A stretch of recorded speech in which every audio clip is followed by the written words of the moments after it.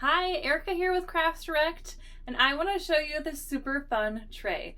I got to play with resin to make this, and I used a lot of the American Crafts Color Pour resin additions to it, so some colors and glitter. It's so sparkly and shiny, and if the light reflects on it differently, it gives it different looks. I had so much fun doing it, so I want you to join me as I went through the process. To start things off, we are going to turn that tray black. So go somewhere where it's very well ventilated. Take your black spray paint. I use indoor-outdoor spray paint, the Krylon brand, and make sure to coat your entire surface with black. Get the insides, the outsides, the handles on the inside. Make sure to get everything completely covered and then let it dry completely. Now we get to set everything up inside and get ready to work with our resin. Make sure that the surface area that you're working on is covered, and make sure it's an area that you can keep things there for a while. This takes a little bit to dry. The first thing I did with the resin was to read the directions. This was a 2-part resin, and it wanted me to mix equal parts of A and B. My cups were angled at the top, so I poured them separately into 2 different cups just to make sure I had equal amounts. And then once I was sure I had equal amounts, I poured one into the other, following the directions on the box. While you're working with the resin, make sure to wear some kind of gloves. This is a very sticky material, and it just is really nice to have your hands protected. The next step that my directions gave me was to stir my resin for 6 minutes. So I'm just going to show you guys a little bit of this so you don't have to watch me do this for 6 entire minutes.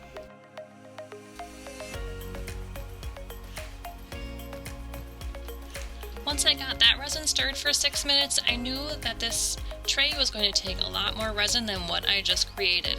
So I took what was left in my bottles and stirred up another batch of resin. As I went through stirring this 6 minutes, I continued to stir the other resin that I had previously created. I didn't want that one to get hard on me already, so I stirred both of them as I went this time. I knew my plan was to do at least 4 different colors of resin, and then some of them I wanted to have extra little embellishments in, so I brought out a whole bunch of cups. I took the resin that I stirred first, and then I started pouring it into the cups, just splitting it up kind of evenly as I went. Even if you're planning to only use one color, it is recommended that you pour the mixed resin into a separate cup before you put it on your project. This makes sure it just doesn't get any of that unmixed resin in it. Once I ran out of resin from the first batch, then I started using my resin from the second batch. I wanted to make sure I had 4 cups that I could do with color, and then I wanted to leave some in a 5th cup that I would pour on the bottom of the project without any color in it. So at this point we've got all of our resin separated. We're going to add a popsicle stick to each one because we're going to be stirring colors in next. You can see off to the top right I have 4 different colors that I am going to mix to 4 of my different cups. So for each one, I just squirted a little bit of it into the cup, mixed it, looked at the color, decided if I wanted to add more or not, and then stirred it all really well together. These bottles of color do need to have a pin poked in them to make the liquid come out, so that is something that would be a really great idea to do beforehand instead of struggling with it when you kind of feel like you're in a hurry and you have gloves on that might be a little bit sticky. Next I set out 3 more cups because I knew I wanted to use those mix-in glitter set to add a little bit extra sparkle to some of my colors. So first up I took my darkest color. I wanted half of it to have the glitter in and half of it not to, so I poured half of it into a second cup and then I added the glitter. And I did this with 2 other resin colors as well. So I got that all ready before I was ready to start pouring. Now we're to the point where we are ready to start adding things to the tray. So I took the resin that I didn't add anything to and I poured it onto the board, and I tried to distribute it kind of evenly because we wanted it to cover the entire surface of the bottom. We're going to use a popsicle stick to get everything out of the cup, and then we're also going to use that popsicle stick to smooth everything around. We're adding this layer of clear resin to the bottom and smoothing it out so that when we add our next colors, they flow a little bit more and a little bit easier. So we'll get more of that geode look right away that we're looking for. At this point, my gloves were really sticky already, so I decided to take them off and switch them out so when I was handling the cups, it wouldn't be sticky and stuck to them. Now we're finally ready to start adding some fun color to our tray. So before I actually poured any color onto the tray, I gave it a little extra stir. The first color that I applied was the color that I wanted to be the focal point of our geode. So it was that light blue with glitter. I poured it in an oval shape on top of that clear resin we put down before. And you can notice as I poured it, it kind of spread out nicely to create that center form of the geode. The next color I chose to use was the plain dark blue color, and I wanted a nice ring around that sparkly center we just created. You'll notice my popsicle stick is getting in the way, so if I were to do it again, I would just take the stick out of the cup.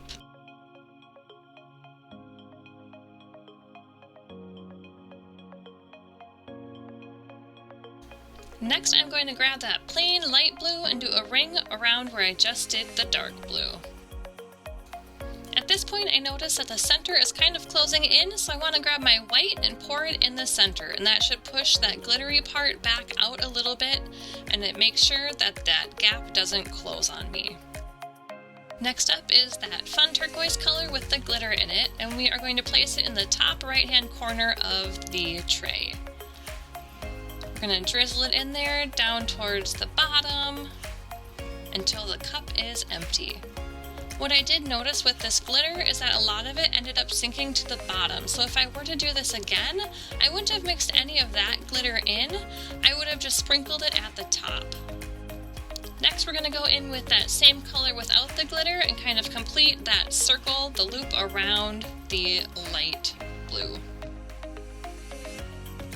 Now we'll go back to that dark blue that doesn't have any glitter in it and pour it all around the tray. So we're kind of doing the perimeter rectangle of the tray.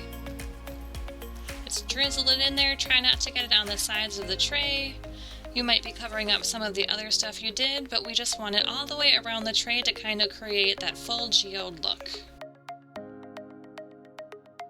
Now we're going to grab that dark blue that has the glitter in it and create a thin line between the dark blue and the light turquoise blue color that we had. I just thought it needed a little extra sparkle there. We only have a little bit of the resin left, so we are just going to add a little bit here and there just to kind of finish off the look of the geode. So I'm just pouring it in, no real rhyme or reason, just wanting to keep up that layered look of a rock.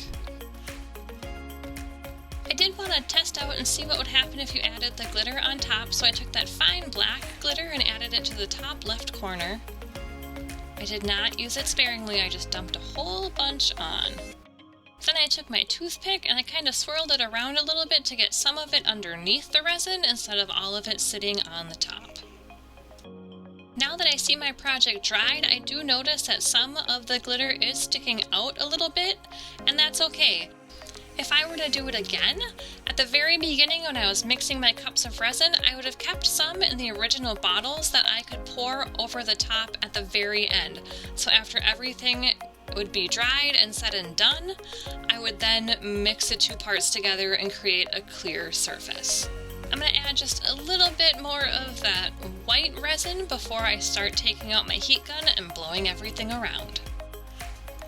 At this point, we're going to remove our gloves, the messy part is over, and we are going to take out our heat gun. When you use your heat gun, you are going to get it pretty close to the project, and you are going to point the heat gun in the direction that you want the colors to move. Basically, we are just trying to get rid of those super defined lines and make them look a little bit more blurred. So you can do as much or as little of this as you want. You'll also notice that when you're using your heat gun, it is popping all the little bubbles that you're seeing. So even if you like the project exactly how it is without using the heat gun, I do recommend using the heat gun very lightly and not getting as close to the project to remove some of those bubbles. After looking at my project for a little bit, I did notice that light turquoise color that had the glitter in it, you couldn't really see much of the glitter. They had all sunk to the bottom. So I took those silver glitter pieces and I sprinkled them over the top. I did go in and push some down with my popsicle stick, but again, if I were to do this again, I would not push them down with a popsicle stick.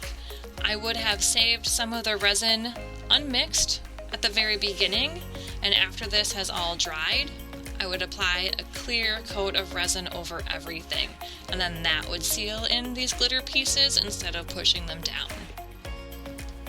I did get my heat gun back out and I kept it nearby. I just wanted to play with the colors a little bit more, and then I kept it nearby because once I was done and liked the way everything looked, I came back every 15 minutes just to make sure no bubbles popped back up. And if they did, I just hit them with a little bit of heat from the heat gun and they disappeared. Then the hardest part of this whole project is waiting about 72 hours until everything was perfectly dry. Thanks for joining me as I made this fun tray. Hopefully you guys will want to make one too. You can find all the supplies that I used linked at craftstrack.com, and you just have to go over to the projects page.